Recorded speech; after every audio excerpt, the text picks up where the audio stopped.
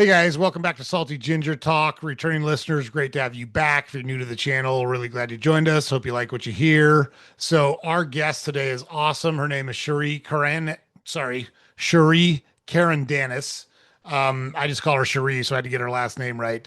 Um, she is an awesome lady. She has reinvented herself multiple times throughout her life out of necessity. Started off in nursing and is now an artist. And you're going to love her story. You're going to love her energy. And she is such a neat lady. And we're just really fortunate to have her on the podcast. Without further ado, let's bring Cheri on now. So, Cheri, welcome to Salty Ginger Talk. Thank you so much for joining us tonight. Thank you so much, Joe. I'm really looking forward to our conversation. It'll be Me fun. too. We had such a great conversation in our intro call a little while ago. And as it turns out for the audience, so Cheri is in Oregon, which is where I was born and raised. And we just found out right before we jumped on here, we have a common friend, the Yeah. athletic director from my high school. Cheri's good friends with his daughter.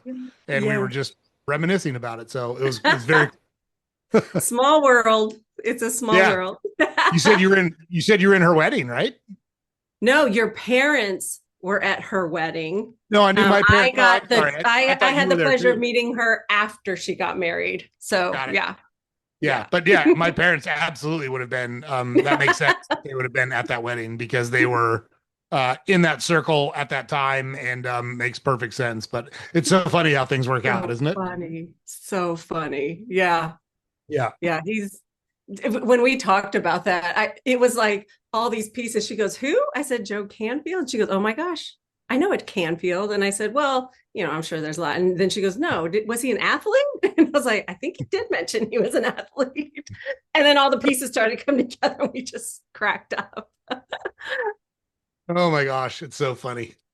Well, I've been super excited to have you on because your story is so interesting because you have, out of necessity, kind of reinvented yourself multiple times. And I think there's such a valuable lesson to be learned there for our audience. And I've just been really excited about having you come on and share your story. So let's just jump into it. If you don't mind, if you wouldn't kind of mind talking through just growing up, uh, going through high school and then making your way out into the adult world, and we'll just start there and work our way forward because there's a long and winding road for you, and Yeah.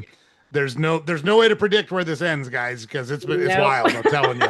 I still don't know where it ends, but I'm here for it. For Um, sure. I was born, so I'm biracial. My mother's South Korean, and my dad's from Eugene, Oregon. But he was in the military, and so I grew up a military brat. So we grew up all over the place. Mostly, I grew up in England. We were there for 8 years, and I graduated from high school there. So had an amazing experience living overseas and being a part of the military community. We had a lot of fun. And then I went to college at Oral Roberts University and I started pre med. And 2 years into that, I just kind of felt like that might not be the right path for me. I knew myself and I kept thinking, gosh, I'll probably be married to medicine. And I wanted to be married to a human. So I went into nursing and it was never planned. It was never a part of my plans, but I went into nursing. It was definitely what I was meant to do. And so I graduated with nursing and I worked for a year in Tulsa, Oklahoma, at the hospital there. And I was restless. I was like, I can't imagine waking up to the same job, to the same people every day with no end in sight. Like, so I found myself at the Air Force recruiter's office and I signed up to be a nurse in the Air Force, which shocked my parents because my dad did always say, he goes, I hope you never are in the military, but if you are, there's two things. You have to be an officer and you have to be in the Air Force. And because he was enlisted, he just said, I think you'd have a better life as an officer. And so I did those two things. I went to the Air Force recruiter and I went in as an officer. So Do you know um, why he wanted? Do you know why he was so strong about the Air Force in particular? I feel like he felt like it offered the best family life It was Mm, you didn't have to get taken away from your family a lot. He just felt like it might have been best for me if I did have a family while in the military.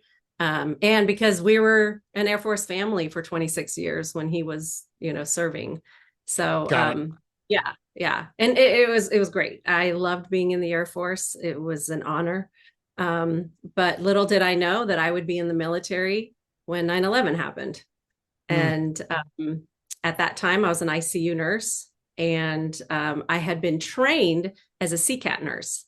CCAT nurses are critical care air transport nurses. And what we are is a part of a team of a critical care nurse, an intensivist doctor, and a respiratory therapist. So the three of us as a team would carry gear and be able to set up mini ICUs in aircraft that were available to us. So so the this idea was is to get, is this when someone's like in really tough shape and they need to get flown to a hospital, you're the part of the team that was providing care to right. really kind of keep them alive until you could get to the Yeah. facility and do the bigger work, I guess. Yes.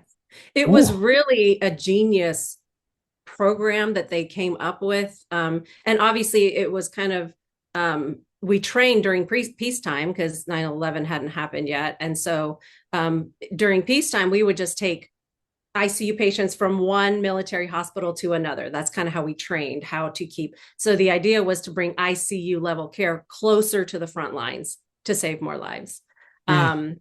And so then 9/11 happened, and they're like, okay, CCAT nurses, CCAT teams, you're going. This is when we're going to put it to the test and see how it works. And so to be a part of that was so exciting and humbling.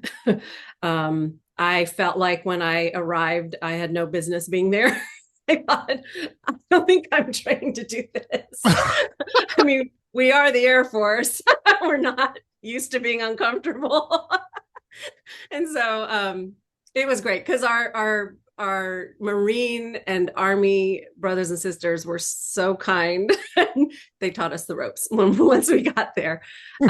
So it was amazing. It was amazing. And then after I came home from Operation Enduring Freedom, I think I was there for 7 months. I had met John, my husband, and we had gotten married, and we wanted to have children. And I couldn't imagine being deployed and having children. I watched so many of my friends do that, and it just seemed so hard. So I did separate from the military, and I did serve 2 years of reserve. And then after 2 years, I resigned my commission because I just really didn't want there to be any chance of me being deployed at all. Um, When you were in operating or Operation Enduring Freedom, was that Kuwait? Was that Saudi Arabia? Where was it? Afghanistan. Afghanistan. Okay. Yeah.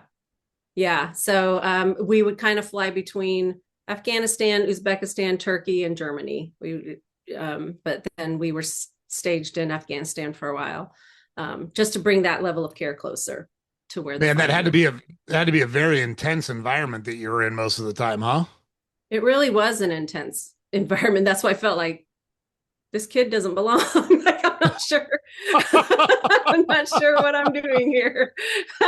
But you learn as you learn the ropes. You jump in and you're teachable, and you listen to people that know what they're talking about, and you just stay safe. That's all you can do. And so I mean, it's amazing in the military how you just become family Hmm. instantly because you rely on each other with your lives. So I learned so much. I did learn so much. And coming home was really bizarre because, I had been family with this group of people for all these months. We lived in the same tent. We flew the same missions. We took care of these patients. And then they're like, okay, go back home. Hmm. And I was newly married. I was literally married 4 days before I left. And so I was like, Oh, wow. uh, okay, now I'm married. I don't know if I want to be married like my poor husband. Let's just change everything all at once, huh? Exactly. Exactly. But he's amazing, and he helped me recalibrate, get back into being stateside. And then once I got out of the military, I did do I kept being an ICU nurse as a civilian, but we did decide to go and move to Portland, Oregon, where my husband's family is. Hmm. Um, and so we came here and then had our other son. And I started to feel like I was a little burnt out of the ICU scene, high adrenaline. Yeah, I started to notice that about myself. And so through a long series of events, I ended up in hospice, which was never on my radar. It was never a part of my plan to be a hospice nurse. Um, but I was, and I loved every minute of it. It was just so humbling to be in people's lives during that time of transition and with their families. And so I did that for about 10 years, and I got my master's degree in nursing leadership and became a hospice nurse manager. And so then I got to take care of the nurses, which for me, that's exactly where I wanted to be, was taking care of the people that took care of our patients. So yeah, I enjoyed doing that. I also became a parish nurse at our church and, did parish things and did some education and volunteer work. And then in 2019, I suffered two separate brain injuries. And so those brain injuries ended my nursing career. At first, I thought I'd be able to rehab and get back to it. Um, but after about a year and a half into the brain injuries, I knew I couldn't safely practice nursing. Mm. And so that that was an awful decision I had to make. But I just knew that if I couldn't practice safely, I didn't want to practice at all. And so that ended my nursing career in 2020. And so I lost myself. I didn't know up from down. I didn't know who I was. I felt like that's where my value was being a nurse. Everybody knew me as, oh, this is my friend Cheri. She's a nurse, Well, and it's been your entire adult life, right? absolutely, Yeah. absolutely. And I loved it. I did love being a nurse, and I loved being allowed into people's sacred moments, whether it's in the ICU where they're going through the worst time of their lives, or during death where it's unknown and scary. But, such a blessing to be able to have hospice, to have that time to say goodbye and get some closure. Mm. So yeah, I went through pretty dark time. And I rehabbed, gosh, I'm still rehabbing a lot, in many ways, but most of it was about 4 or 5 years of intense, like going back to the functional neurologist and doing intensives where they just kind of try to reset your brain. And sometimes I just felt like, I don't think any of this is working. I don't think I'll ever be myself again. And so obviously I was also seeing a psychologist to deal with my psychological stuff, that I was in depression and anxiety. And um, he and my neurologist said, the left side of your brain was injured. That's the part that took the biggest hit. You need to move into the right side of your brain and start firing up those connections so that we can really connect the two sides again. But since the Mm. right side is uninjured, let's fire that up. And so, me not knowing what that meant in real life, what does that look like? They said it's like creativity and presence and intuition and mindfulness and things I am not familiar with at all, because I was very left brained and very nursey. And so I thought, okay, creativity, what does that look like? And they said, well, you can write, you could read, do some journaling. And I knew that would be hard just because I was rehabbing my vision, and cognitively I wasn't doing well. So I thought that wasn't going to be helpful at the time. And so they said, just get a coloring book, and see what happens, see if you like it. And Joe, I'll tell you, I was so offended. I was Really? so offended. I'm like, what the fuck? You're giving me a color. I'm a nurse. I serve my country. I have two children. Like, you want me to get a coloring book? And so I did, though. I'm very obedient. I was trying to be a good patient, and I got my coloring book, and I hated it. I ripped it up. I hated it so much. I was like, this Mm. is not my future. This cannot be where I'm headed. And so I said, okay, creativity is not going to be it. But one day I was watching YouTube, and I saw this lady painting on a really big canvas, and she was painting abstract. And when I was watching her, it just occurred to me that she wasn't painting landscapes or portraits. She was painting her feelings. And for whatever reason, that made perfect sense to me. I was drawn to that. And I said, I have a lot of feelings right now. I think I want to paint my feelings. And so I got a big cardboard box from my dad. He had just bought a TV. So I cut the cardboard out of it and I got my kids' tempera paints from school. And I just started throwing paint and I haven't stopped. I haven't Wow. stopped. Yeah. And so I just kept painting because it felt I was just following this intuition in me. I didn't know why. I never really was a crafty or artsy person. I often say I've never even done a scrapbook page for my kids. Like they don't have a great record of their childhood because I didn't do any of that.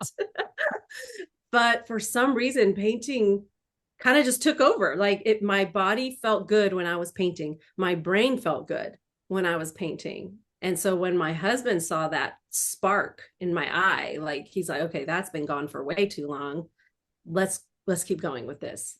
And so he just supported me in every way. I mean, got all the supplies, gave me this room to turn into my studio. And this studio is very special to me because my father helped me build it out. And so he was really good with his hands, and they live here in the neighborhood. And in 2023, he came up here in September and said, that we had started talking about maybe I should start a business of some kind, selling my work, because the canvases were piling up in the house and I paint big. So there were big canvases everywhere. And I said, well, Dad, I think my studio needs like a big easel. It needs some lighting that is going to be better for the paintings. And so he came up here and we spent the whole week just building out my studio. And it was so much fun. Had a great time with him. And on that Sunday, he and my mom left for an RV trip. They loved to RV and he loved to fish. He loved going fishing. And so he went fishing on that Sunday they left. And Sunday night we were texting back and forth. And I said, here's a little logo that I'm thinking might, and I at the time was not fully convinced that I should do a business because I was like, who's going to buy my therapy? Like it's literally therapy on a canvas. And I don't think people are going to buy that or be interested. But he and my friends and my husband, they were such like believers. They were like, you can do this. It'll be great. And so he hearted my logo that I sent to him Monday. And just for the listeners, this story takes a turn here pretty tragically. On Monday, he was killed by a sneaker wave while fishing on the jetty. And he just disappeared. My mom had gone back to the RV for a couple minutes. And then in the time that it took her to go back to the RV and come back out to be with him on the jetty, he was gone. And so he was lost to sea for many hours. And the Coast Guard and Sheriff's Department were all out trying to find him. And a long story short, we thought that we had lost his body, like we weren't going to recover it. And 2 sea lions come swimming his body back to the shore and just pushed his body into the surf right to where my mom was on the beach.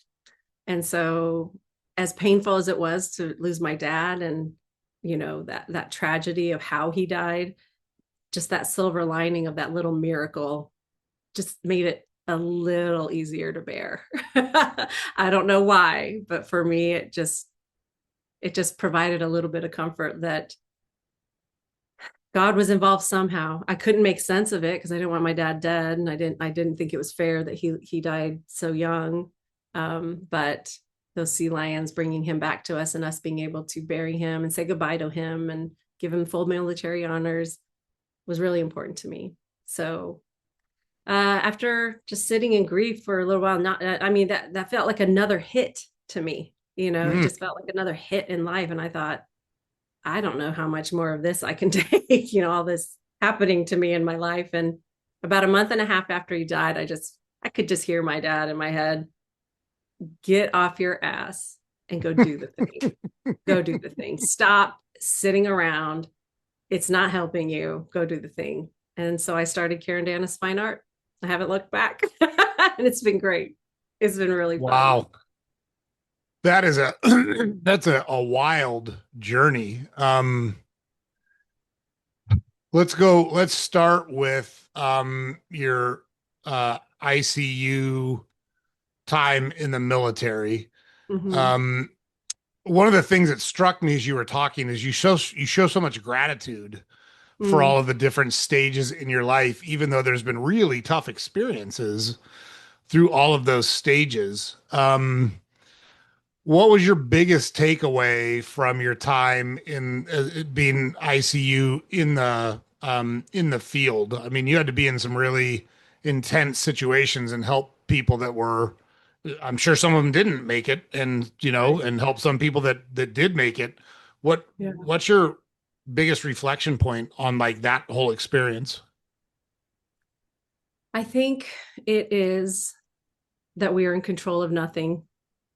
Mm, Um, and that in those moments when tragedy strikes or if someone takes a turn for the worse in their coding, that all we can do is what we can do in that moment. And I just really believe God gives us what we need in that moment to get done whatever we need to get done. And I was always so grateful to be a part of a team. I was never alone in anything I went through, no matter how hard it was. I was never alone. So I always was so thankful to be a part of a team where if everyone just did what they knew to do in that moment, the outcome would just be the best we could make it. And yeah, sometimes people didn't make it. And that's why I think I got burnt out of ICU, because in the ICU, we can do so much. There's so much technology, there's so much medicine, there's so many things we can try and try. And what I was starting to see is that some people just wanted to die. Their body was trying to die, mm, and we weren't honoring that because our jobs in the ICU were to save lives, to prolong life as much as we could. And I think that's why hospice came into my life, because I instinctively just wanted to honor death too. And that sometimes bodies just are ready to die. And so, how can we honor that? And how can I do my best in that situation to help someone transition to death? mm. Yeah. So, I think it was Wow, always that's really being yeah. a part of a team. It was really important to me. That's really profound. Sometimes it's just your time, right? I mean, Yes. everyone's got a time Yes. that comes. I know, and we'll talk a lot more about your dad and your relationship with your Hmm. dad. And I think, like what you said, it just felt unfair. Like Hmm. it didn't seem like it should have been his time, right? Yeah. Like And I saw that with so many of our patients, that some of them were young, some of them were children, death is never, I always sense that it felt like Velcro. It's like this tearing away, this painful, I mean, it's everyone dies, right? We all are going mm, to die, but yep. it's just this tearing away, this unnatural feeling that we have when people pass. Yeah, and like you just said, everyone dies. It's funny because I don't know if funny is the right word. That's probably not the right way to say it, but I find it interesting that me personally, so it's very funny. I think I told you it's very funny. I'm a guy doing a podcast like this because I'm not touchy feely in any way, shape, or Right. form. And there's not a lot in the world that scares me. I'm not afraid of a lot of stuff. Hmm. And that can be bad sometimes because I wind up in situations most people are smart enough to stay out of because fear tells them, hey, don't do that, Right. stupid. But here's Right. stupid. I'll run right into it because I'm an idiot sometimes because I should have been afraid of it and I wasn't. But as a kid, the I was scared of death. Like it, I thought about death a lot as a kid, like a Really? young kid, 4, 5, 6 years old.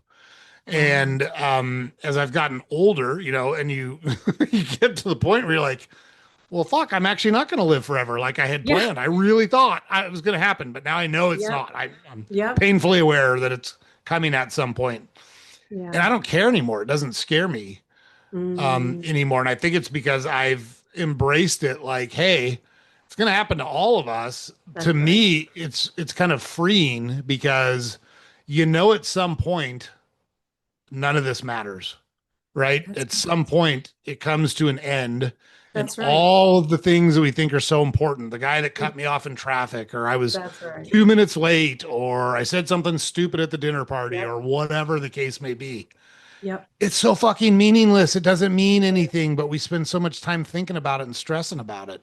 All of it. All of it is so meaningless. And Every dying person I've been with, they've never, been thinking about how beautiful their house is, what kind of cars are in their driveway, what kind of vacations they've gone on. Like none of it matters. The only thing that has ever mattered at the bedside of the dying is the relationships in their life. It's Mm. the only thing that's ever mattered is who loved them and who did they love. And that was such a great lesson for me because I try to live that way. Like every time, especially since my dad died, every time I say goodbye to my boys or my husband, I don't know if it's the last time. And I don't want to live in a state of fear, like of anxiety, like, oh my gosh, they might die. But I really just sit in those moments and I'm like, I love you so much, and try to share those little mini moments with each other because we don't know when the last one will be. I often think of there's this thing that says you're never aware of the last time you pick up your child. Mm. And it's so true. Like I don't Yeah. remember the last time I picked up my kid, but at some point there was that last time that I picked him up, but I wasn't aware of it. And so awareness is really important. Just being aware. I read something similar. I've heard that too, and it was interesting because I was like, that's a good point because I have three sons. They're all grown Yeah. men now. Yeah. All of them over 6 feet tall and big guys, and like there's no picking them up anymore. I can tell you Yeah. that. Let me pick you up one more time so I can. But I also read, you don't know, you don't know how many people that that you've already seen them for the last time. Like you'll never see them again. That's And right. that resonated with me as well because when you stop and think about it, you don't know. You just You don't don't. know. I had no idea. The last time I saw my dad, he was hilarious. I was pulling out of his driveway and he was standing at the top of the driveway and he had gotten his teeth pulled. And so he hadn't gotten his dentures yet. And so he Mm. made this really funny face and he pulled his hair up. So it's sticking up out of his head. And he's just like making this funny face, waving at me. And that was the last time I saw my dad. And I would have never known in that moment that would have been my last image of my father. That's a great image though. That's awesome. Yeah. That was him. He was silly. Yes, that's awesome. So yeah, it's so profound the way you talk about those experiences. And as someone that has both fought against people dying and trying to save them Yeah. from dying, as well as providing care when the end is inevitable, right? I mean, that's what hospice is. Right. Hospice is, for those that don't know, I think most people know, but you know that whatever it is that's ailing you is going to get you. Like that, this is the end. It's a matter Yeah. of when, not if. And Mm-hmm. uh, like what Cheri's talking about is providing the best care possible for their last minutes, days, weeks, whatever they've got left on That's right. earth. So that's a really, really profound time to be in someone's life. That had to be uh, uh, a really valuable experience for you. It really was. It just always felt so like just sacred. Like you Mm. because we would provide care in homes. We did have an inpatient hospice for a while where higher levels of care. If people were really sick, we could take care of them. But mostly our care were in the homes. And you walk into those homes and there could be so much going on, family that's just not ready for this person to go.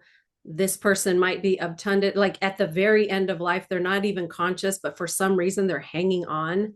And so we're trying to figure out, like, have they said goodbye to everyone? Has everyone spoken to them? And have they received permission to go? Because Mm. sometimes it was just that, just given permission, like, we're going to be okay. You can go. We love you. We're going to miss you so much, but it's okay. You can go. And it was really amazing to me how much say people had in their death. Like, I thought it was just like some random moment. You're just taken, Mm. But with people in hospice, it was really amazing. So much of the time, I would see people have a say and have some agency over when they died. It was really beautiful. It was really beautiful. And I thought that was such a gift to be able to have that time when you know a loved one is passing, and to be able to say goodbye like that. Yeah, I would think, and you can correct me if I'm wrong, but I would think it helped provide you some perspective when you suffered your brain injuries and it kind of upended your life. Yeah. Yeah. I mean, I was pissed. I was angry. I was bitter. I was. Mm, Um, but after doing some work and taking time, um, I did remember that life is not about what we can do or what we have or what we can be, to all these people in our lives. It's just about the relationship. And the one relationship I never took time, because I feel like I was a pretty good mom. I'm a good wife. I'm a good daughter. I'm a good sister. I'm a great friend. But I never took time to get to know me. And so brain mm. injury slammed me right into having to figure out who the hell is Cheri Carandanis. I know what everyone wants me to be, but Totally. who am I? I don't know. Right. I couldn't answer that question. And so that was some work I wasn't looking forward to, but I'm so glad I had to do it. I had to do that work. And she is not anything that everyone thought I was or wanted me to be. She's a lot saltier. She's a lot sassier. Oh, I It's been love very that. freeing. Yeah, for sure. So you had said earlier that your kind of whole identity had been wrapped up in nursing because it's what you had done your Yeah. entire life. And Mhm. then, so you suffer the brain injuries and you give it a go and you realize it's not going to work. Is that the point where you said, "Hey, so I know you said, okay, I've got to step away from this because I want, if I keep doing this, I've got to do it the right way. I don't want to put people at Right. risk and I don't want to do it Right. in a way that I'm not delivering everything I'm capable of delivering." Is it Mhm. that point that kind of forced you to go, "Hey, this is all gone now. What the fuck? What do I do now? Who am I?" Yeah. Is that the point you're talking about? Yeah. Yes. I think when that nursing license went inactive, I felt like I died. Mm, I just felt like a piece of me died, and I didn't know how to be in the world without RN behind my name. It never occurred to me to be in the world without that. And so, yeah, it got dark, it got real dark. And um, I thought I understood what depression felt like as a nurse because I did care for so many people with depression, but I didn't. I had no idea how dark that feels and how out of control that feels and how it really, like your body can't even move because you're just so devastated. And so I think looking back now, I am grateful that I experienced it because I think it does give me so much compassion when someone is talking about depression, how powerful that is, that it's not just feeling sad. It just hits you on every level in every area of your life. And it it just didn't look like me. Like I never thought I'd be a depressed person or an anxious person. I just never mm, did.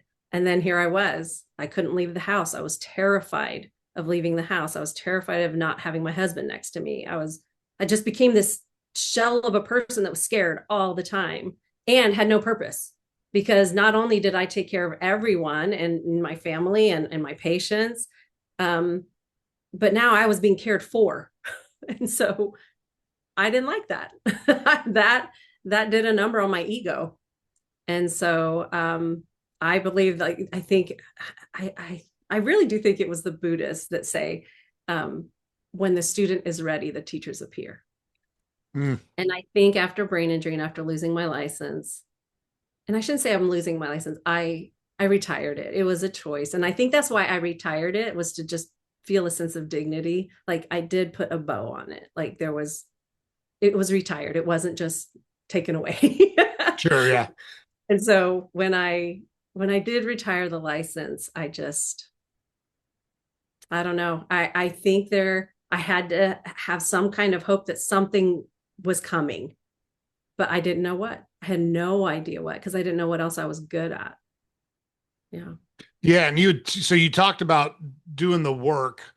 So my question here is really to kind of draw out for listeners who Mm-hmm. might themselves be experiencing depression or someone close to them that's experiencing depression.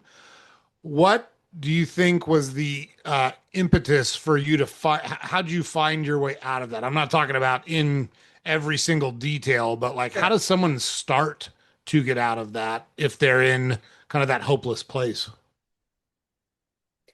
I think it starts with being able to sit in the shit, just Mm, sitting in the terrible feelings, the terrible thoughts that you're having, and being okay with it, and not feeling like you have to fight back all the time. Like, oh, that's a bad thought. I shouldn't be thinking that, because then the shoulds come, and then guilt comes, and then it's just this vortex of mm, unending trauma that you're doing to yourself.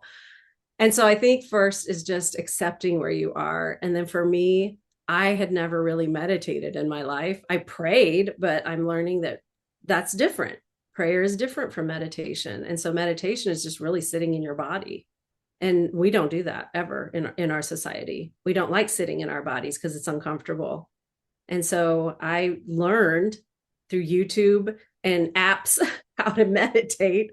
And I only did it for like a minute. And I thought, oh, this is really hard. I don't think I'm ever going to be able to do it because I can't settle my mind down. It's just going all the time. And then I just practiced a little more each time. And so I used guides, I used the Headspace guide or the Calm app, whatever is available to me. I started reading books about other people who have gone through trauma and when their lives have just been flipped upside down. I listen to podcasts. I just started to try to find hope in other people that might have gone through things like that. And there's so much out there. There's so much out there. And so I think for me, it was just learning how to accept that this happened.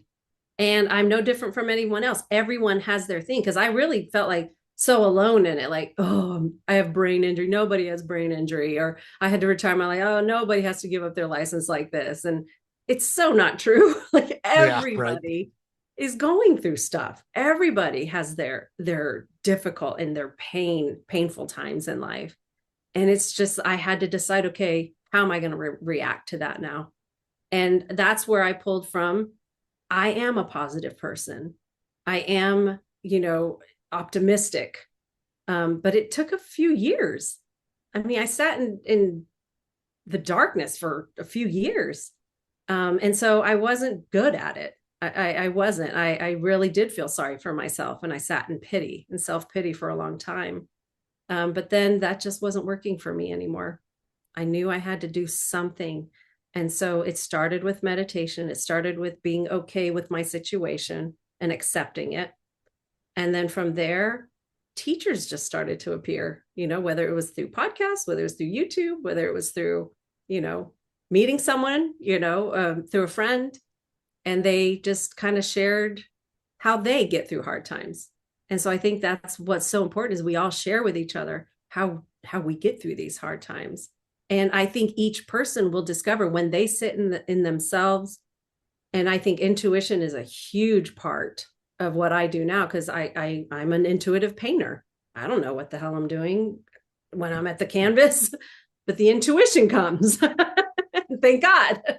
But intuition is a relationship with ourselves, right? And so with any relationship, you have to put work into that. I had to get to know myself. I had to, in order to trust my intuition, I had to get to know my intuition. And so that was foreign to me. I had never really touched that before. And so it was uncomfortable. I didn't love it. And I thought, man, you're becoming real woo. A lot of woo. And Cheri, you're not woo. I am so woo now. I love it. I love all the woo. Oh my gosh, that's funny. On the meditation thing, you're so right because if you think about our society, we place such a value on busyness. Yeah. Like, oh, I'm so busy. Everyone's so busy. And it's so held like, oh, she's so busy. Like it's something to be so proud of. And it's not. Yes. Yes. And I don't know. even my entire life, I've loved alone time. Like a lot of Mm, people really don't like being alone. I yeah, fucking love being alone. so good. Like I love my wife, I love my kids, I like the Yeah, people I'm around. yeah, But if I go too long without some solitude, hmm, it's like it's a problem for me. yeah, And like I use that time to process stuff, like not talk, no radio, like I mean alone, you know? yeah, And I especially when I'm outside. And mm, so getting sunlight, feeling yes, wind on my yes, skin, hearing water running, yes. hearing animals in nature. I love that environment, It which is funny because recharges like you. yeah, I don't like camping. Like I'm not a camper. Yeah, Like my yeah, idea of camping is a Motel 6. Like instead of staying at a good motel, I'll stay at a Motel 6 instead. Um, but I do love being outside and being in nature. And if I go too long without doing it, it's not good for me. It's not good for me at all. And I've been that way my entire life. that's So I love the meditation. And if someone is like, how'd you fight through that? If someone's struck, because I think a lot of people struggle with how do I sit and what they consider do nothing. You're not doing nothing. You're no, actually doing something very valuable for your mental health, yes, but it feels like you're doing nothing. How did you get past that feeling? Because I think that's what you described. yeah. I think I had to, part of that of getting into our bodies is like when you're sitting there and you feel like you're doing nothing and your brain's just chattering at you. If you just pay attention to your body. And so I just do body scans. I start at the very top of my head and I just scan my body. It's like, is there pain? If there's pain, I don't feel like, oh, well, what am I going to do about it? And why is that pain there? I don't let anxiety take, I just notice it. Like, okay, there's a pain in my shoulder. Move on. Just acknowledge it, move on. My stomach's feeling tight. Don't start thinking, oh, am I nervous about something? What's going on? Do I have cancer? No, acknowledge it and move on. And so I started learning body scanning, and then I started learning breathing techniques where I could just focus on breathing. And also your environment, like if you're sitting outside, you can listen to the wind, you can listen to birds, you can smell the flowers, start paying attention to what your body is experiencing and not your brain, because your brain just keeps wanting to interrupt and say, but what about this? And oh, don't forget about this thing you were going to do later today. You better start, thinking about it now. And there's a saint in the Orthodox Church that says those thoughts are like planes flying overhead. Let the planes fly overhead. You don't have to build the landing strip. Like, Mm. don't build the landing strip. Just let them fly ahead, acknowledge them, and say, oh, kind of anxious about that conversation I have to have later. Can't do anything about it right now. So I'm just going to let that go. But what is my body experiencing right now? And there's an amazing book called The Body Keeps the Score. And it talks about how your body will tell you things because it remembers. It remembers. And so all the things that we shove down, whether it's from childhood or from a traumatic event or just from pain or hurt or, being someone, what's the word when they do something against you that's betraying Like you. okay, yeah, Yeah, yeah. like Mhm. someone betraying you. Your body remembers those things, but we tend to just kind of skim over and say, oh, it's fine, we're just going to go. But if you let your body tell you those things and then you acknowledge it, it's not this huge thing where you have to go and get all this counseling. Sometimes you do. I did on some of it, but a lot of it's just acknowledging that happened and that sucked. That really sucked, but I don't have to just keep pushing it down. I can just acknowledge it, let it come, move on. One of the people that just kind of picked me up and shook me, and not in reality, but was David Goggins. Like, Oh yeah. I found him, I read his books, and I just was like, enough. If that guy can go through what he went through and the pain that he endured, I can do this. I can do this. So David Goggins gave me the kick in the butt I needed. Yeah. I love David Goggins, but he Oh, is do you? insane. He's Yeah, amazing. he's insane. He's He's a good amazing. insane, but he's insane. Yeah, yeah, he is insane. But he was a teacher that came at the right time for me.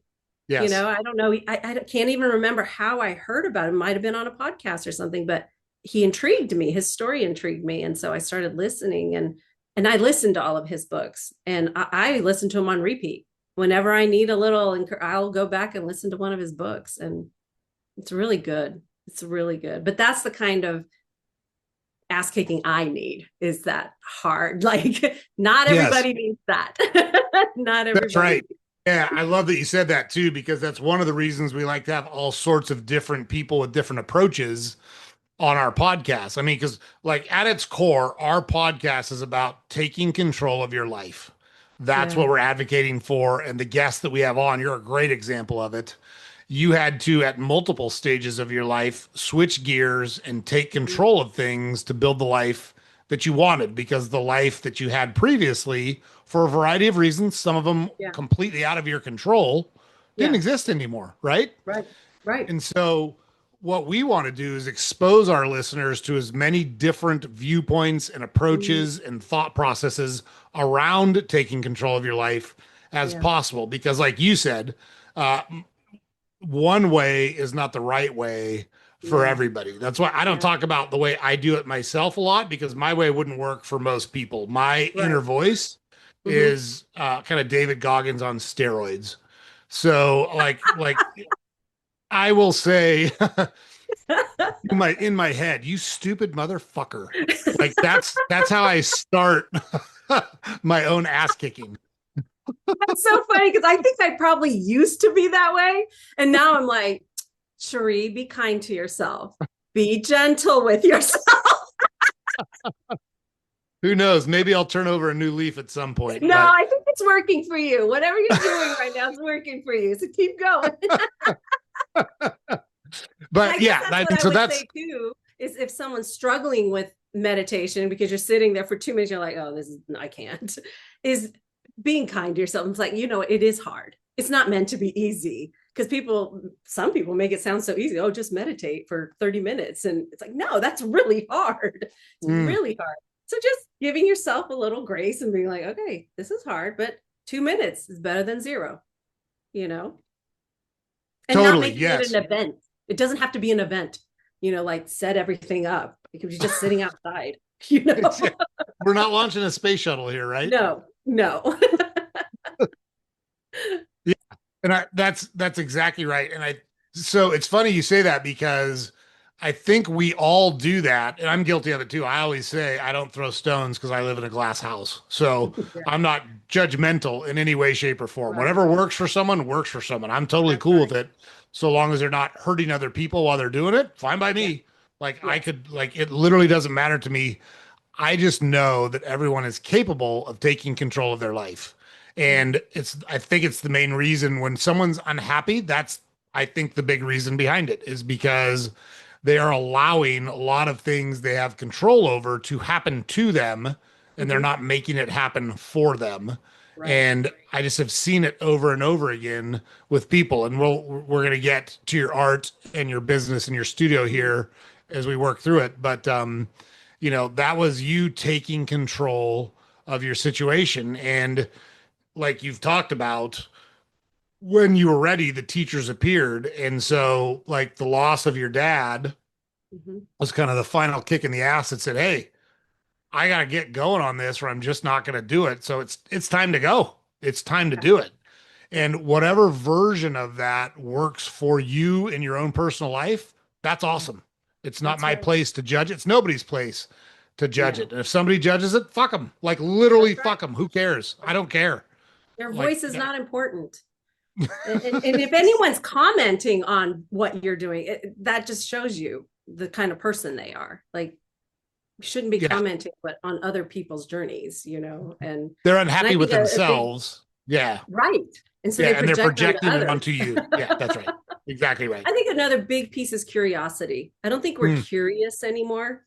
And so if I wasn't curious about painting, I wouldn't have done it, because in my head, I've been like, I'm not a painter. I'm not creative.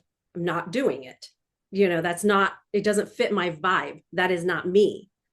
But I was curious. I was like, huh, what is this? And then when I started to get to know artists, I thought, oh, I don't fit. I don't fit here. Just like in war, I don't fit here. But I do, because we're all connected. Yeah, I mean, we're all connected and we all have creativity in us in some way. And I know that creativity is not just painting or writing or singing or acting. It's conversations like this. This is creativity. It's having this product that comes from you being authentic. And so whatever feels authentic to you and that you can be curious about and dig, and that curiosity is also about yourself, being curious about yourself, like what's in there, because obviously this was in me. I didn't know because I was living over here in the left side, but this was in me. I was born with it. I don't know. And now it's just come flooding out, and I look like a crazy person sometimes with all the creativity. But how happy are you? I I think I'm so happy. And I tell my husband often, I said, you know how hard it was after the car accident and after dad and how dark those days were. I now say that if I live my life over, I hope that happened again, because what I have learned and what the freedom I've gotten from it is worth all the pain, all the suffering, all of that, because now I'm free. I'm free to be exactly who I was meant to be. And I don't have to worry about what people think of me. And, you know, I don't care. I don't care anymore what people think of me. I care about people, but I don't care about what they think of me. Yes. Well, and And it's that funny might too, come because with being 50 too. Like we get older, we stop caring what people think. for sure, I but think, it's the experiences that you carry with you because you're 50. I agree with you, but yeah, it always comes back to the experiences. So I'm sorry I yes. jumped in there. Go keep talking, please. I can't remember what I was going to say. It'll come back around. when, when it pops back in your head, interrupt me and start over on it. But it yeah, I love how you express that, because I say that a lot on the podcast. When we bring guests on, I say you're going to hear their great story and you're going to hear about the life they've built for themselves because of the shitty stuff that's happened to them, not in spite of the shitty stuff that's happened to them. Right. And I think it's a That's very right. important distinction, because as a society now, we've tried to, and I don't know why, because we know it's wrong, and it just shows all through human history that it's wrong.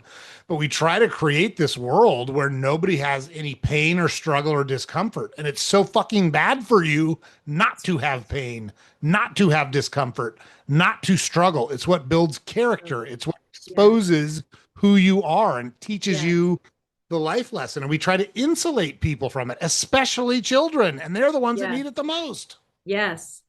That is one thing brain injury taught me, is how to be uncomfortable.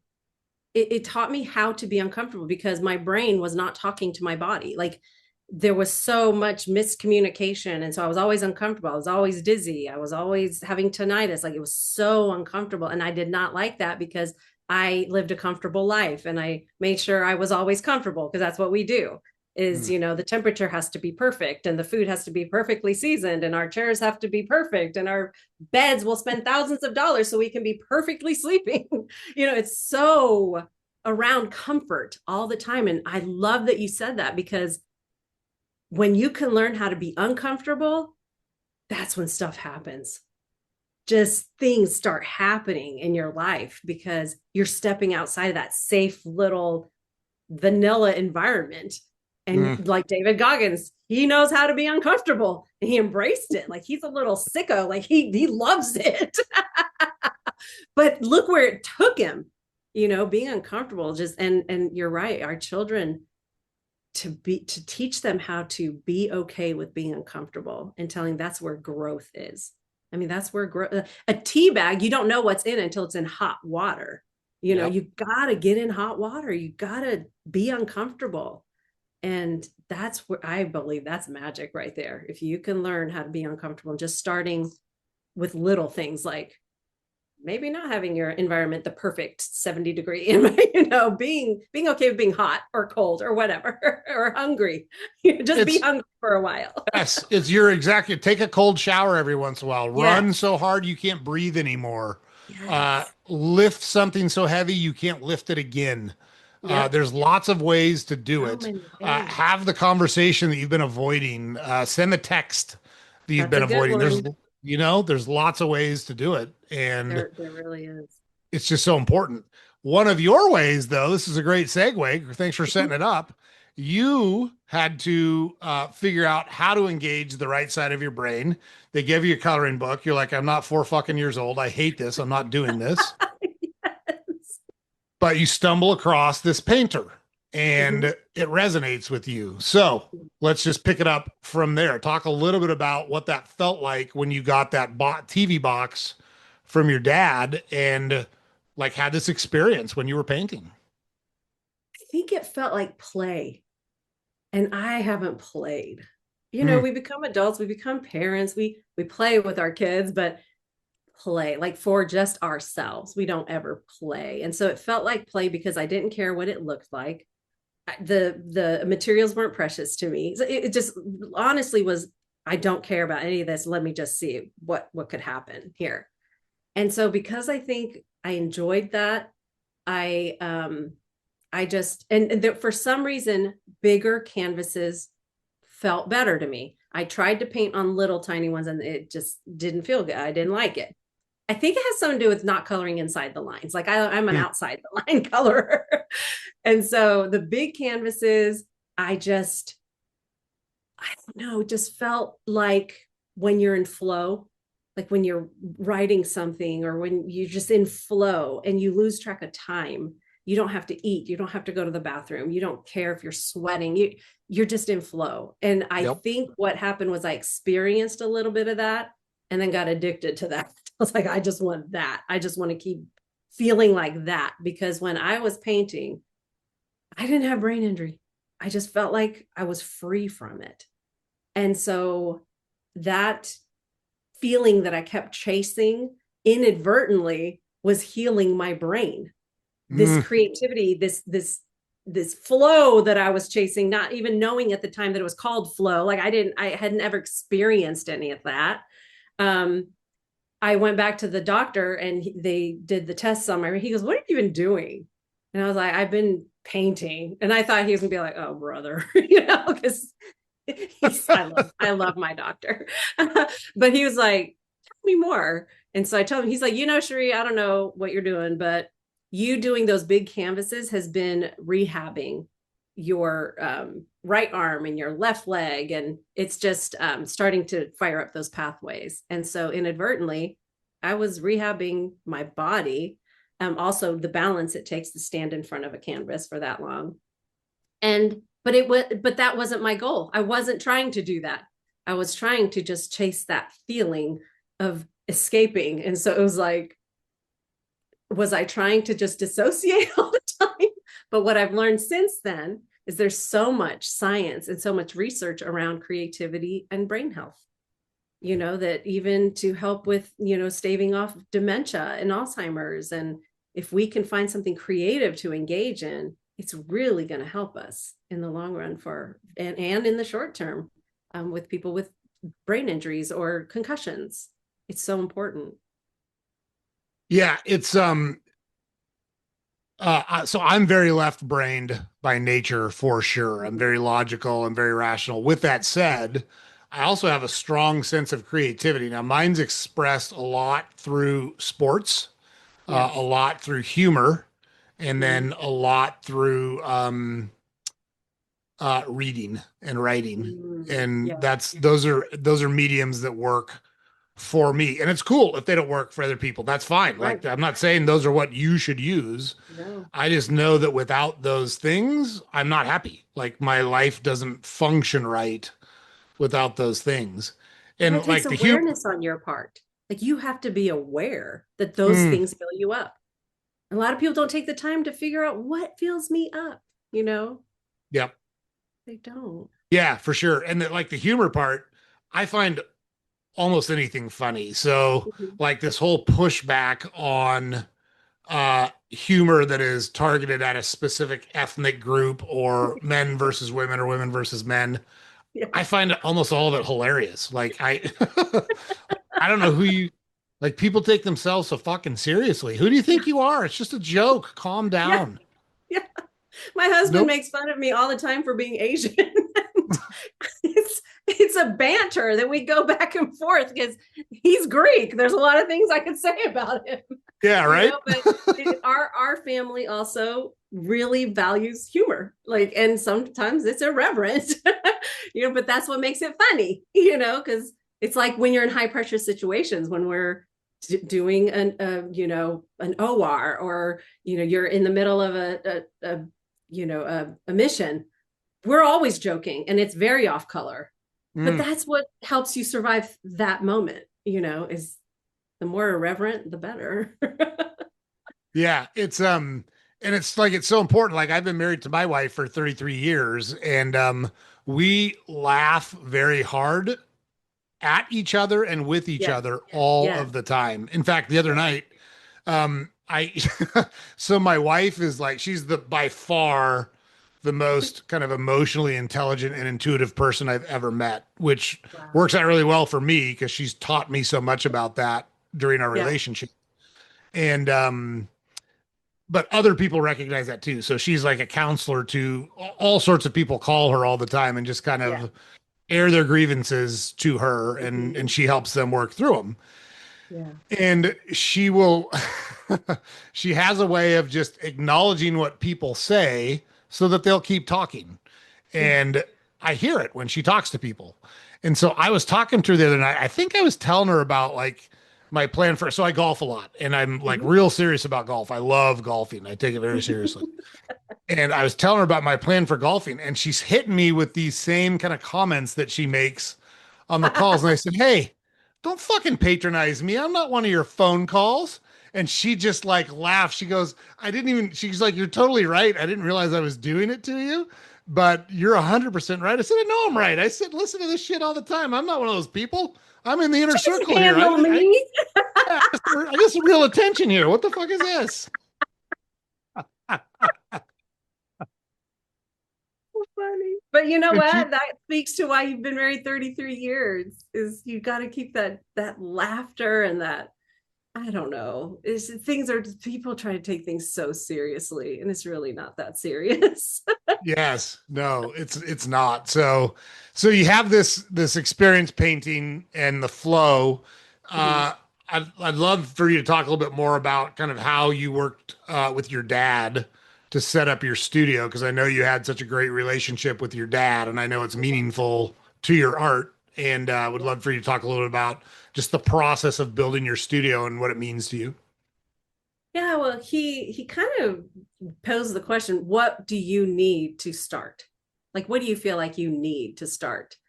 And I said, well, I feel like I need Which is your storage. dad still, it's your dad still taking care of you, right? Like you're a grown Yes. woman, but it's your dad still taking care of He's you. always, he would come to our house and we'd wake up at 7 in the morning and he'd be in the backyard fixing whatever. And I'm like, what are you doing? He's like, well, I heard you say last week you needed this done. And so I thought I'd just come over here and get it done. I mean, he was it was so nice when my mom and dad moved out here, and it was about Mm-hmm. 7 or 8 years ago now.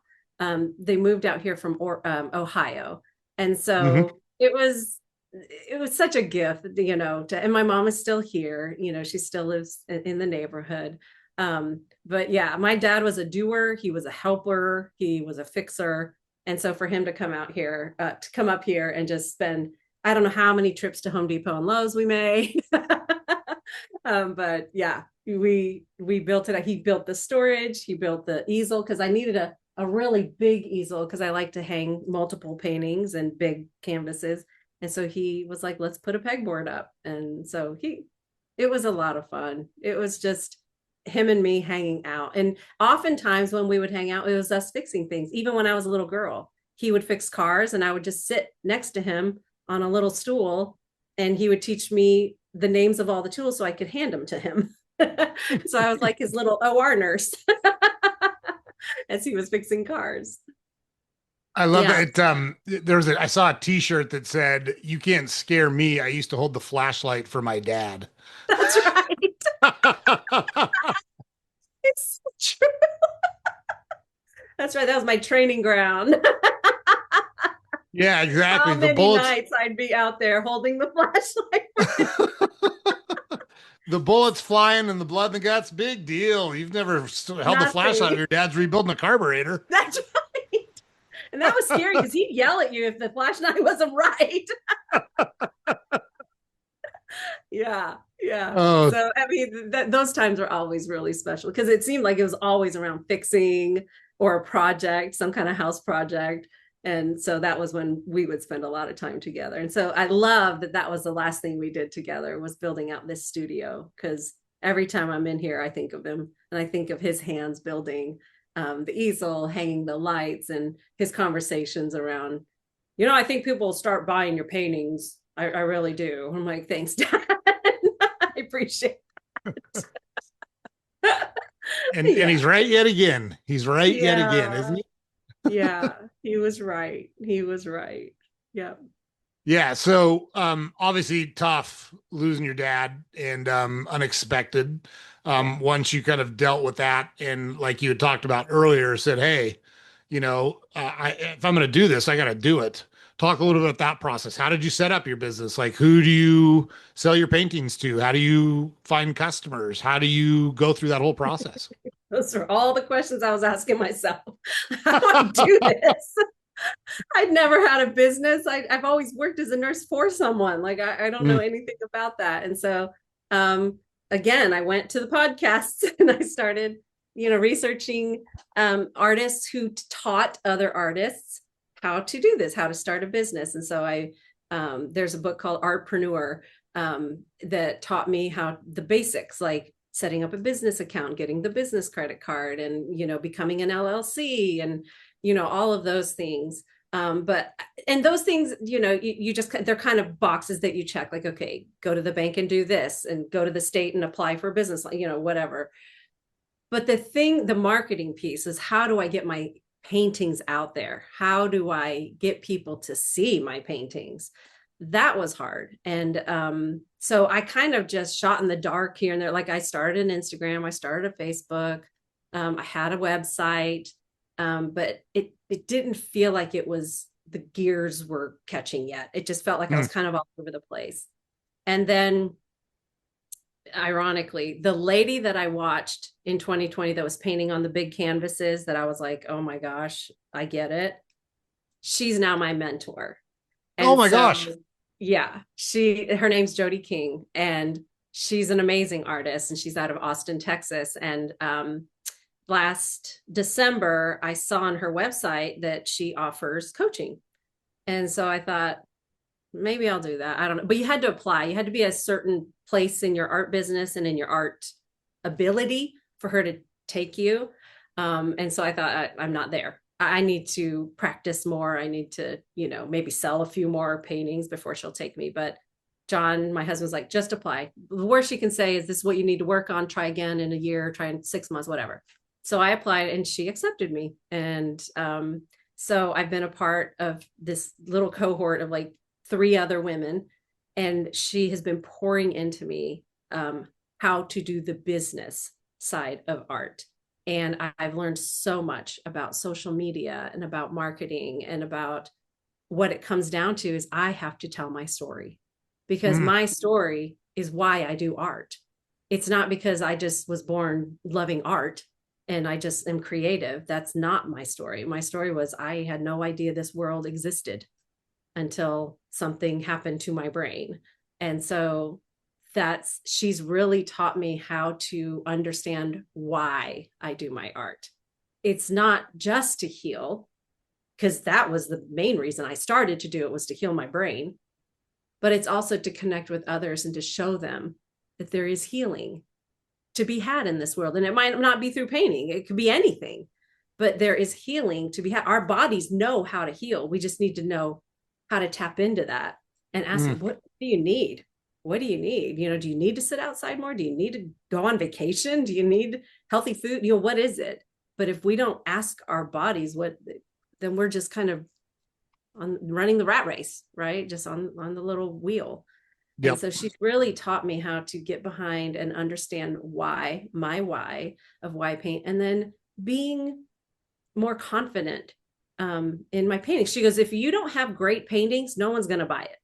It doesn't matter what your story is. You have to have great paintings. And so she teaches us all about how to critique our own paintings and how to allow other people to critique our paintings so we can get better.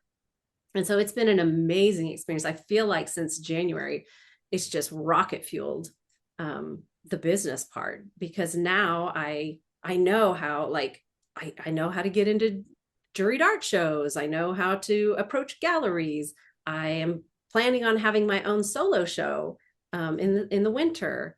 And so it's just building confidence, because that's what I was lacking. I was like, I didn't even want to call myself an artist. It took me a long time to call myself an artist because I Mm. was a nurse. I'm not an artist, I'm a nurse. And then I was a retired nurse. And so now I'm a retired nurse that was now is an artist. So I yeah. love that. It's funny because that little thing, being able to refer to yourself as the thing that you do, is so important. And so I've bought and sold a lot of real estate. I've flipped, I don't know, Mm-hmm. 50 houses, something like Wow. that. And when I worked with, and I don't anymore, I quit several years ago because it's not anything, for what it's worth. For those of you that watch those shows on TV, it's nothing like the shows on TV. They're all bullshit. They're staged. They're full of Yeah. shit. That's not at Yeah. all how it works. It's But hard. It's hard. it is, yeah, it's not It's hard. easy. Yeah, there's a lot that goes into it. But I used to tell real estate investors, they'd be like, I'm a new real estate investor. I'm like, what do you mean new real? You're either a real estate investor or you're not. Mm-hmm. Like, you can't be kind of pregnant. Are you a fucking real estate investor or are you not? Yeah. Drop the new, cut the Yeah. shit, and act Yeah. like you belong here, or you're Yeah. not going to be Yes. successful, you know? Yes. Yes. If you can't even do that, how do you expect other people Right. to You want believe someone in to you? invest in your project? Good luck. Good I know luck with. there's a term in the art world that says emerging artists, and I'm like, no, I'm not emerging. I'm here. I'm not emerging. Like, I am standing in Exactly. my space. I'm an artist. Exactly right. That's 100% correct. And that permeates everything that you do. And a lot of people don't realize that, you know? Yeah. It's Um, so much about our energy, because if I can't be passionate about what I do, and I mean, it's not always exciting. I have to really, I get a lot of resistance in my head. I don't know if you've ever read the book, The War of Art. I've not. It's about resistance and how we can overcome resistance, because there's always resistance, like, oh, I don't want to go in the studio, I don't really feel creative today, I don't know if and so it's like, no, if I can't overcome that to get in here and do the work that starts with just me enjoying doing this work, then why would anyone be interested in what I have to offer? Right. Because I have to put that energy in these canvases so that when they go out into the world, it carries that with them. I want people to be excited. I want them to be amped about, well, why did she write undone on her, on her canvas? Like, what is that about? And it's like, well, because we're all undone. We are not put together like we think we are. We're not. We're just not. Yeah, that's 100% correct. That's something I tell people a lot is everyone is full of shit. There's some people Yes. that are better at hiding it or masking it than others. I don't care who it is. I don't, the CEO of whatever giant company you think has it all figured Everybody. out, they're full of shit Everybody. too. They don't know. Yes. They don't Yes. know. Yeah. It's all these masks that we wear, to try to appear like we've got it all together, and none of us do. And I think there's a Well, lot of freedom in that. There's a lot of yeah. freedom in it. Me too, by the way. I include myself. I am not Me an too. anomaly. I got my own problems. I got my own shit that I got to deal with. I've got my own challenges. I'm far from perfect. Yeah. Far Yeah. from perfect. Yeah. And I think, like, for me, I think the reason that our podcast and my approach resonates with a lot of people is I'm very willing to admit that. Like, I make Yeah. no bones Yeah. about that. But I do know that if you don't do a goddamn thing, you're fucked. Like, if you sit around and you Yeah. wait and you wait, nothing's going to happen. Nothing's You gonna have happen. to make it happen. The world doesn't Yes. owe you a thing, and no one's going to Absolutely. come wandering into your living room and start handing you Yeah. shit. That's not how it And works. it can be both and, where like, I know I'm far from perfect, but I'm also know I can be confident to stand in my space, and I know what I Yeah. know. Like it can be both, and we don't have to be like, well, I'm not that. No, it can be both. Like I am confident, but I know I'm not perfect. I have a lot to learn, and I want to learn because we're always evolving. I'm not the same person. Obviously, I'm not the same person I was, but in a few years I won't be the same person I am today. We're always evolving. Yeah, and it changes bit by bit over time. I call it the compound interest of life because most people understand compound interest as it relates to Yep. money. Yes. But if you take on like I bet if you look back on that first painting experience with the Mhm. TV box to where you are now, and you really analyzed it, think about how far you are along that path and how different that your whole world is because of it now, you know? It's unimaginable. There's no way in that moment. I mean, I look at that and there was a lot of just instinct in that moment, but it wasn't pretty. It wasn't pretty at all. I mean, it wasn't like, oh, I'm going to sell it. No, it wasn't pretty, but it's probably my most valuable piece because it lit the fire. It made me Mm. curious. Like, I liked that. I don't know why I like it. It doesn't make any sense for me to like it, but I did. So that's probably my most valuable piece that it got me going. Yeah. Yeah, I love that. As you move down this road, where do you see yourself taking your artwork? Do you think it's continuing to do the big canvas stuff? Do you think you'll try different things? Where do you see yourself headed with this? I don't know. I Hmm. am open right now. Canvases and acrylic and mixed media feel good. It's just, it feels good. And maybe it'll stay that way. Um, but I don't know. I'm curious. I stay curious. I think right now I'm working on just getting it out there. And people are like, oh, well, are you getting feedback? And I said, but that's not why I'm getting it out there. I don't care if someone's like, well, I don't really like your art. Okay. I'm not going to change the way I do art so that people will like it, because then it won't be authentic. It won't be Yeah. real, and it'll lose its soul. And I need the soul to be in my art. And so I do the sharing because I love the connection. I feel like that's healing me on a deeper level, is this connection that I'm getting with people through my art. Because there's people I've met in my life that would never have been in my life if I didn't paint. And so that amps me. I love it. I love the connections. And so where that takes me, who knows? One day I dream of traveling the world and having, exhibits in internationally somewhere. Like I think Hmm. that would be amazing, and it would be so much fun to do that. I also would love to maybe one day hold retreats, where I teach people about creativity and about healing and about presence, all the things I hated. But teach others like, hey, if you just are curious just a little bit, it might bring really good things into your life. Maybe I'll All write a the book. Who knows? all the So I have woo. I no think you idea. called it the woo, right? It's the woo. I'm ready to share the woo.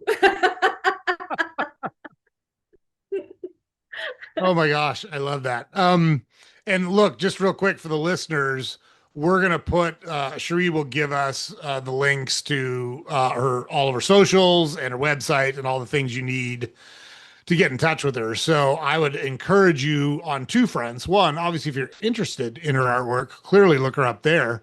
But if you're interested in getting involved in art, I can guarantee you that Cheri would be a great resource for that as someone that later in life kind of discovered this and has really taken it and ran with it. I just know that people that have those experiences are always so accommodating and willing to help others through Absolutely. their path, like your mentor is helping you, you know? Absolutely. Absolutely. Any time I can pay it forward, because I am grateful and I feel so blessed that my life did take this turn. But anytime I can talk to people who are in that difficult part, to show them there is the other side, just hang on just a little longer and just keep trying to find that hope in anything. There is the other side, and it's good. It's really good. Oh my gosh, I love that. So from from nursing in the private sector to Mm. military ICU nurse to ICU nurse to hospice nurse manager to artist. When you look back on it all, what do you value the most? What's the most valuable lesson that you've learned from this crazy journey that you've been on? Connection. It's always been about connection. Because even as a nurse, no matter what, kind of nurse I was, if I didn't connect honestly and authentically with my patients, the art of nursing wasn't there. The science of nursing is always there because you just know, data. But without that connection, that human connection of connecting with others, I wouldn't have been a good nurse. And just like that applies to art. If I don't have connection with people looking at my art or wanting to paint with me or whatever it is, then the art is dead too. Mm. It's meaningless without connection. So I think when I try to draw a line through it all, it's always been about connection and relationships. Oh, I love that. It's so powerful. And it's something we talk about on the podcast a lot, that life is entirely about relationships and experiences. The Yeah. material stuff, like you talked about it, and your perspective is so valuable because you've been around so many people in their last moments because of the profession you were in for a long period of your life.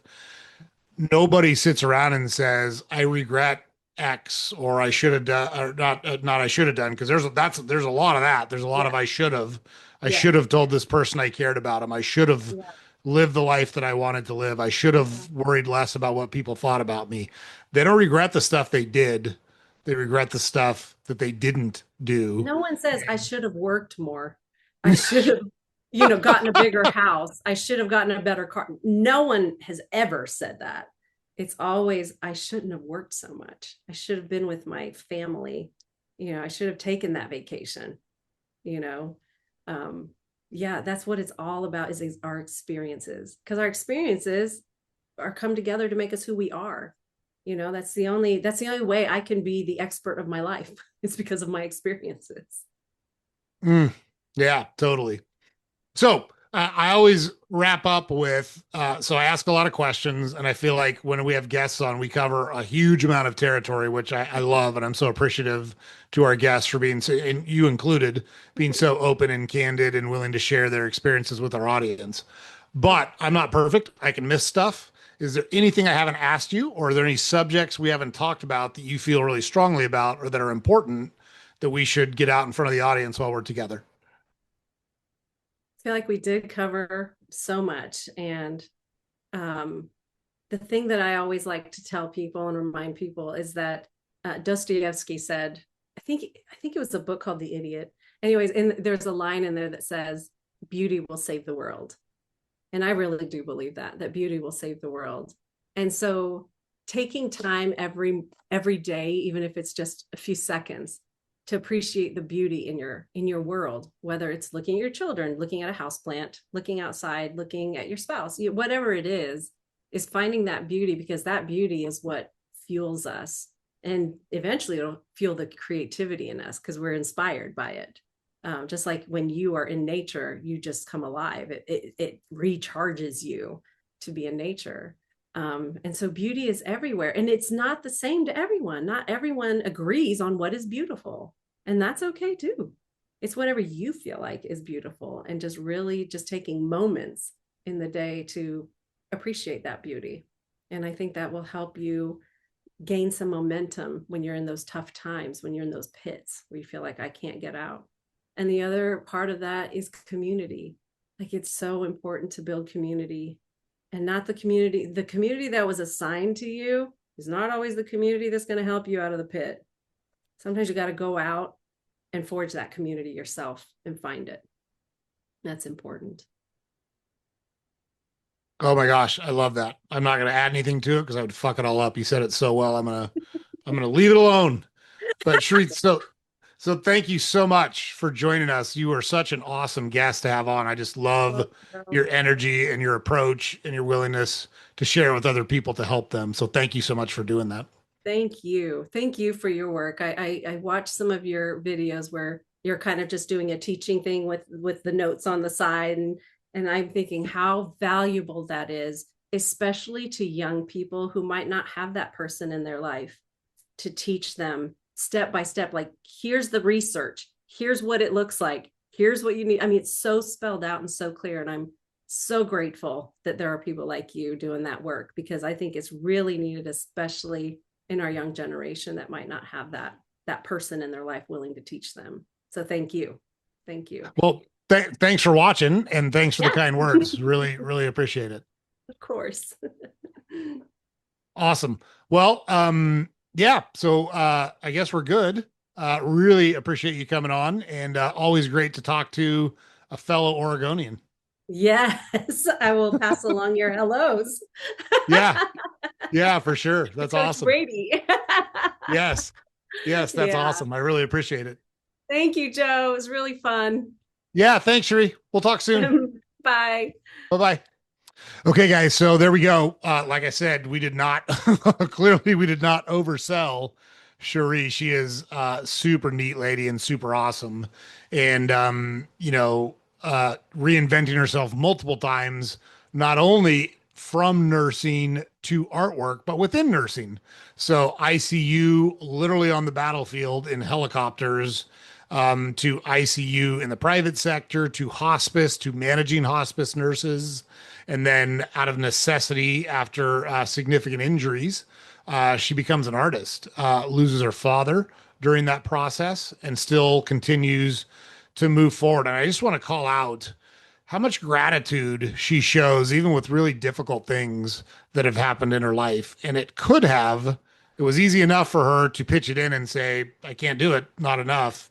But her intestinal fortitude and her willingness to embrace the change that happened in her life and do the work necessary and take the steps necessary to move her life forward.